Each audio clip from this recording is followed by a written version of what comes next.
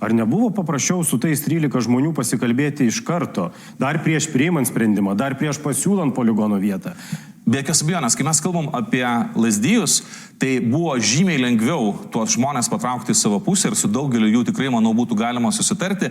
Bet kas atsitinka dabar? Dabar žmonėm, kurie gyvena toliausiai nuo to poligono ir greičiausiai net nelabai ką girdės arba girdės kažką panašaus kaip tolimas griaustinis lietaus dieną, staiga jiem yra sakoma, žiūrėkite, jūs galite gauti daug pinigų už moralinę žalą, už nepatogumus. Aš matau Facebook'e verdančias diskusijas, kad yra mano sienos, žmonės ateina, sako, 5 km spindulių gyvenu, jeigu man ten 200 000 niekas nepasiūlys, tai aš net nesvarstysiu apie leidimą. Vėlgi, žmonėm nepasakoma, nereikia žmonių leidimo, kad tu darytum tokį projektą. Tas projektas yra pasirinktas neatsitiktinai toje vietoje ir valstybė šitoje vietoje turi įgyvendinti savo teisę, gintis mūsų visų saugumą užtikrinti. Žmonės įsivaizduoja, kad dabar kiekvienas gaus po milijoną arba kitaip nesutiks.